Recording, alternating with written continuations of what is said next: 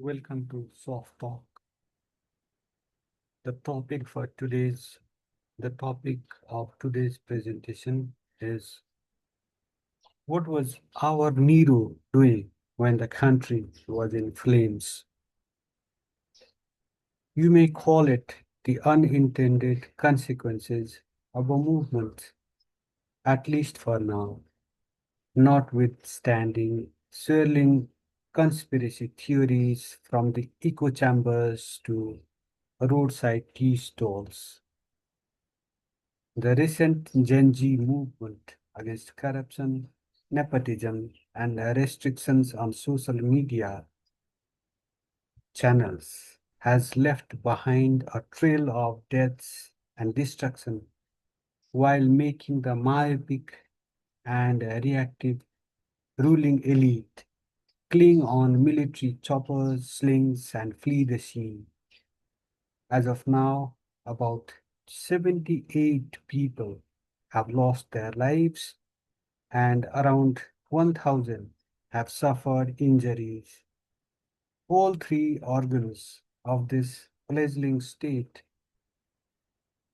the executive, the legislature, and the judiciary, have suffered extensive infrastructural damage, as if damage resulting from the loss of credibility and morality due to several corruption scams, scandals were not enough. By the way, if you have not subscribed to this channel, I request you to subscribe to it, comment on our presentation, and press that like button if it touches your hearts and minds. Thank you. Let's continue with this presentation.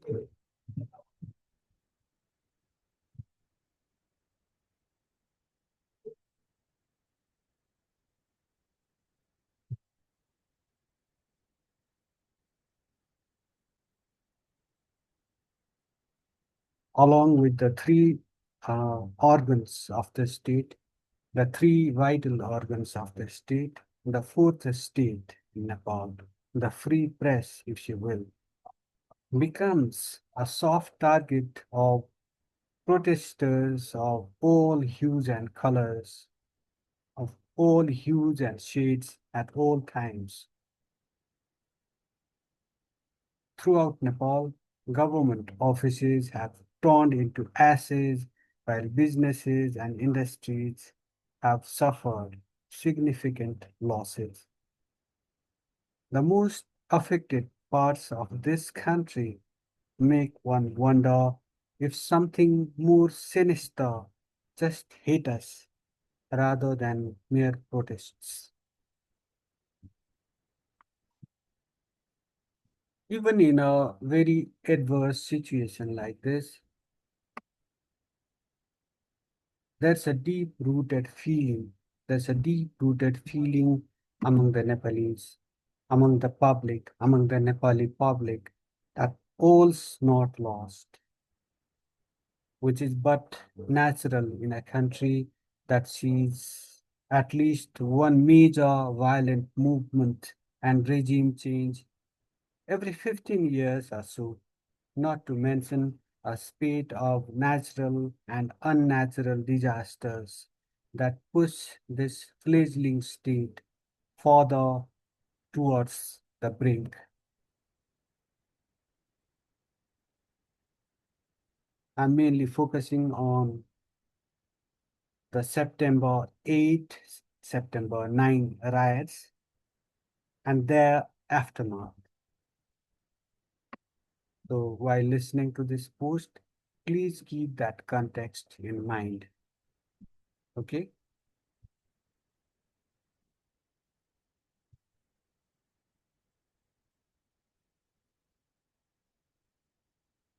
Even in a very adverse situation like this, that's a rooted feeling. That deep rooted feeling is that all's not lost. This is but natural in a country where political movements, regime changes have become a new normal. They happen every decade or so, along with a spate of natural and man-made disasters.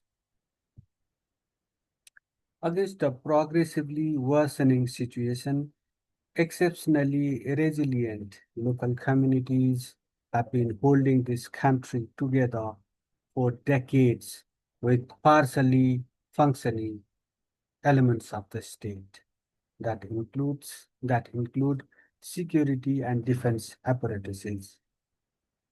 Every cloud, as they say, has a silver lining, but it's quite hard to find such a thing in the overcast skies of Nepal these days.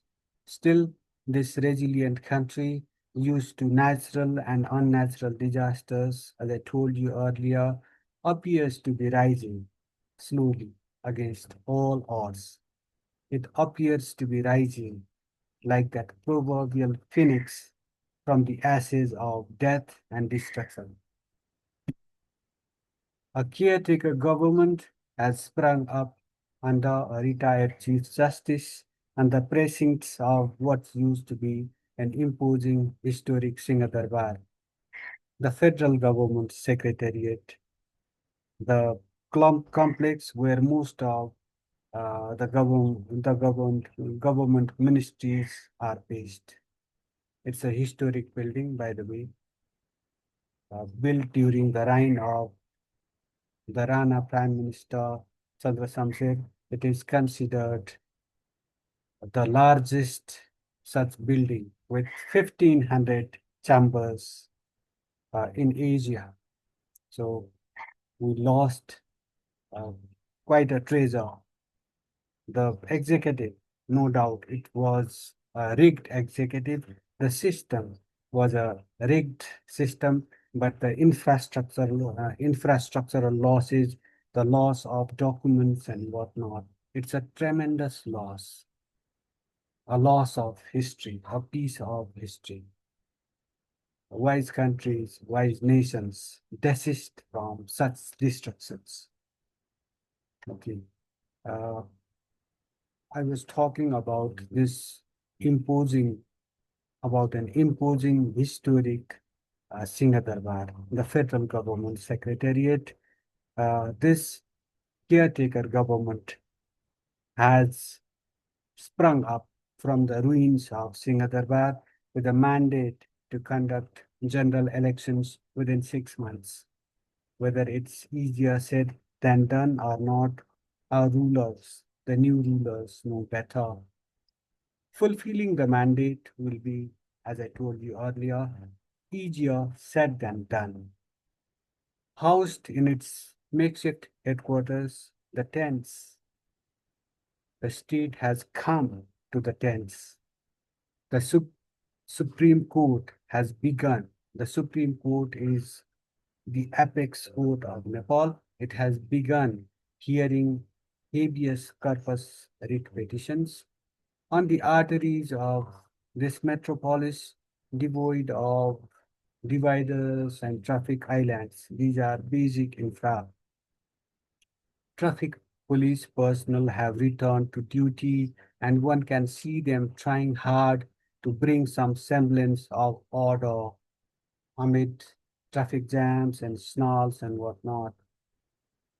In the wake of this uh, long festive season, that sees a kind of exodus from the Kathmandu Valley, people leaving the valley to be with their friends and families in their ancestral homes. So it's like the traffic police personnel have been trying hard to just maintain law and order on the road. That gives some solace. That gives a feeling that normalcy is returning to this restive scenario. It's a huge relief indeed to find some comic figures donning police uniform, regulating traffic in the immediate aftermath of deaths and destruction born. Though badly burnt and dissolved, There's some semblance of the bicameral parliament at New Baneswar with the Speaker of the House of Representatives and the Chair of the National Assembly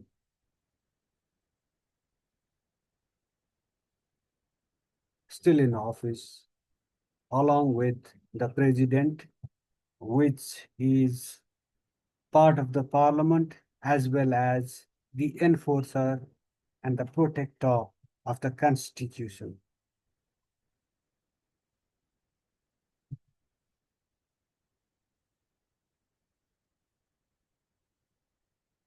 While the National Army is back in the barracks after deployment of a very short period, the National Army is back in the barracks. The Shital Nivas, an inalienable part of the rigged system that has brought this wonderful country to a very difficult pass. The Shital Nivas, the presidential palace, remains at the center of the current scheme of things, at least visibly, with bones and scars and all. By the way, what was our all-powerful Nero doing when the country was in flames? Was he playing the flute? This question has sprung up. Could a swift mobilization of the army as part of an emergency measure, could it have saved lives and properties? Could a stitch in some time have saved nine? These questions have sprung up in the immediate aftermath of the riots, in the immediate aftermath of that September 8 and September 9 mayhem. These questions definitely will surface as our Nero and his cohorts, as our Nero and his cohorts stand in the dock someday. Hopefully they will, but who knows?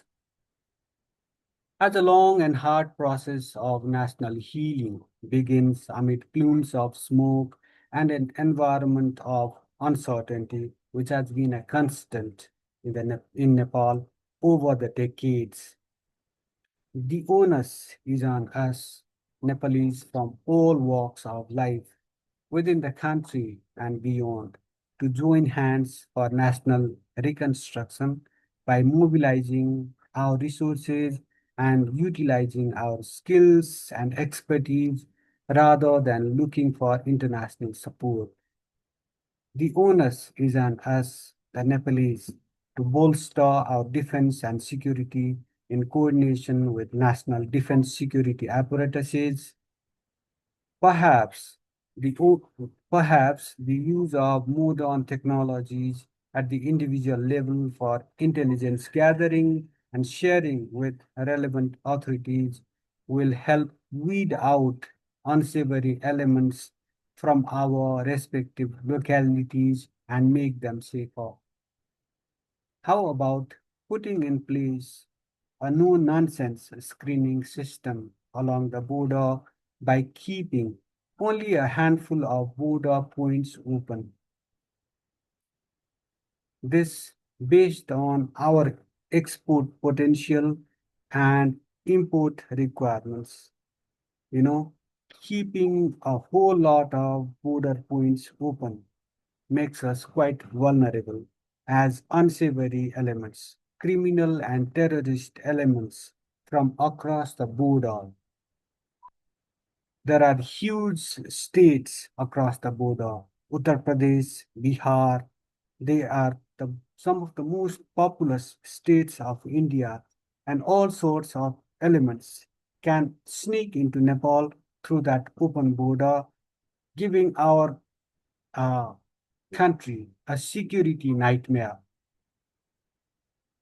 And they can also act, these border points also act as uh, a heaven for goods traffickers, human traffickers, and whatnot.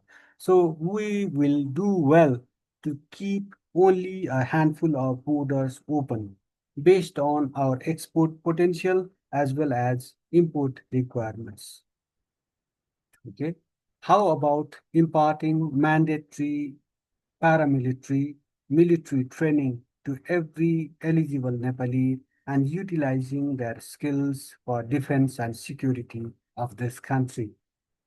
How about forming grassroots security committees with the involvement of defense security apparatuses and local communities?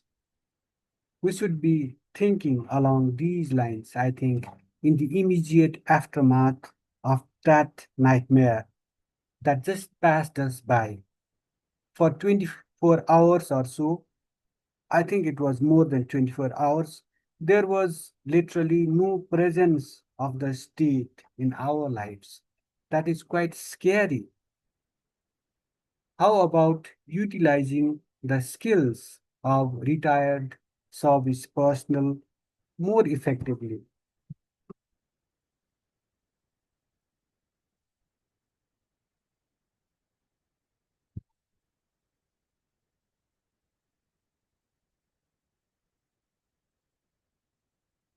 Here's hoping in the end that we will rise from the ashes of destruction like the proverbial phoenix, that we will emerge as a nation that is better equipped, to deal with exigencies, emergency situations like this.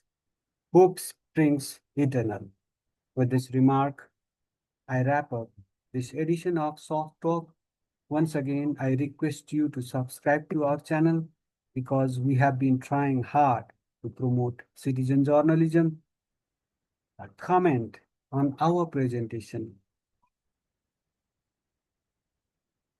and press that like button if it touches your hearts and minds. Remember, your support means an awful lot to us. Thank you for watching. Thank you for listening.